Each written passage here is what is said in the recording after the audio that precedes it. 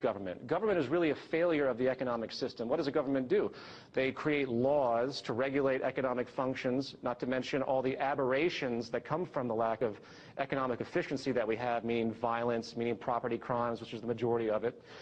They also engage in military operations against other sovereign nations so they can better themselves and protect themselves over time. That's basically the only two things that government actually does, if you really sit down and look at it. Politicians have no technical orientation. They mirror value systems, and they manipulate people's values so people will identify with them and say, oh, I like them. Doesn't matter if they have a plan. None of these politicians running for the U.S. presidency have any plan whatsoever as far as what unemployment issue really requires, the debt issue really requires, what the energy issue really requires, which are firmly technical. So government in the future will literally be the management of the planet, producing exactly what we can produce with the highest efficiency to benefit the world's people. This is what a true economic model would be. What is economics? It's defined in Greek as the management of a household. The planet is our household. A true economic model is proper, efficient management of this household, not the use of money as a commodity and all the distortion that has emerged from that process. But Peter, it sounds a little bit like this is a utopic vision of society. What is one example you have seen that you believe that this will work because you've seen it happen? Well, first of all, utopia assumes a finality. There's no such thing as a finality. We're just trying to update society to present-day knowledge. Remember, our notions of economics and politics are based on traditional ideas that go back hundreds, if not thousands of years. These are completely outdated social structures that do not resemble any of our scientific ingenuity at this point in time and our ability to actually care for the human population, which is what a society is supposed to do, right? The best example you can have are First Nations people that actually understood what it meant to live off the land. They understood the carrying capacity of their region. They understood that you don't pollute the stream that they drink from, which is something industry does every single day right now for its necessity to maintain cost efficiency. Okay, Peter, let me ask you this then. Let me ask you this then. Okay. I don't want to go back and work the land. I love what I do. I'm a journalist. I enjoy it a lot. I'm not just going to give that up. So how do you actually make what you're talking about happen? Well, the biosocial pressures that will emerge, that will inhibit your life, that will inhibit the lives of your family, inhibit the lives of everyone else on this planet through time as this system completely deteriorates, will make you question what you value with respect to what you like to do. It's not an issue of what any of us like, okay? It's an issue of what is right and what's sustainable for the human species, what will actually work for us as a society without causing conflict and all of the deprivation and problems that continue to deteriorate our standard of living and create much less safety through society. So if you're to ask a question, oh, well, I like to do this, you have to ask yourself why you like to do that. Is there anything in your history maybe that you like to do other than that? Is there anything in your childhood that you aspired to that maybe you couldn't do because you had to find a wedge into this system to make sure you got it paid for your occupation, which is what all of us have to do? So it's a kind of an open question. So I think when people begin to evaluate what's happening now, they will change their values. They will begin to see, well, maybe I should contribute to society. You're speaking to a person who worked at Wall Street and advertising, two of the most meaningless occupations on the planet. I know very much about values because I used to identify with those types of things. I asked myself, what am I doing?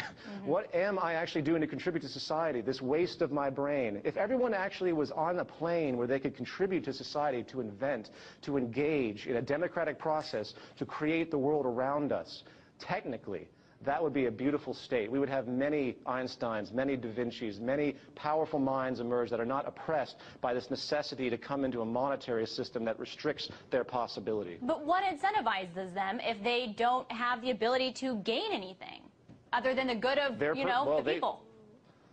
They're gaining much more than they'd ever gain in this system. They're gaining a peace of mind. They're gaining an understanding. They're gaining the resources that they need. They're gaining a community. They're gaining not a competitive, oscillating, defensive posture where you're always out for yourself in this primitive capitalist system that we have today, which, by the way, is a pseudo-social system because it's assumed by the invisible hand that everyone fighting amongst themselves is somehow going to manifest for the greater good, which is provably not the case. So what we have here is a different value orientation where when you contribute to society, it comes back to you. So if I have an amazing invention, I invent it not because I want monetary gain. I know when I invent it, it comes back to me just as it goes to everyone else. And when everyone else invents something or comes up with a new idea, it comes to them and everyone else as well. The social interest must become self-interest must become social interest if we expect to survive as a species. Peter, otherwise, you're going to see... Peter, it doesn't seem like you would be able to convince a large number of people to do this without conflict. And some would argue, for example, that the Bolshevik Revolution showed rulers of the world at that time what happens if you don't listen to the have-nots, which are who suffers in the capitalist system that you're critical of.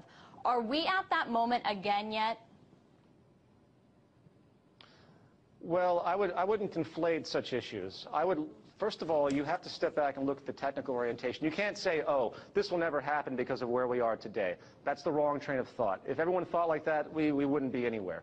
If you realize the technical orientation of what's possible to meet the needs of the human population, to eliminate war if we simply work together, to share resources, to create almost an infinite amount of energy if we applied our technology correctly, if we actually applied these things from the ground up, realizing the train of thought, there's no argument to what we can do from here. It's simply a matter of getting it done. And in my experience, however, as I engage this movement and I begin to talk to people about this issue, I'm amazed at how fast they realize it. There might be some baggage there, but you're eventually going to hit an exponential increase of people who want a massive social change. Why? Because they have to have it. Their survival depends on it. But what is it going to be in the form of? Some kind of revolution?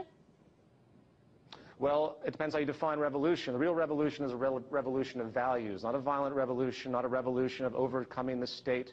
The Zeitgeist movement's work is here to bring in people with a common value set in a global community, which is why we're a global entity, obviously. And from that pressure, from this mere understanding, change will be effected. Now, I could go on other tangents about how civil disobedience and different programs could emerge within the movement, but that's irrelevant at this point. If people understand, as the human species as a whole, what's possible, what the real problem is, and what the solution actually is, then it becomes a self-correcting system. The problem is educational.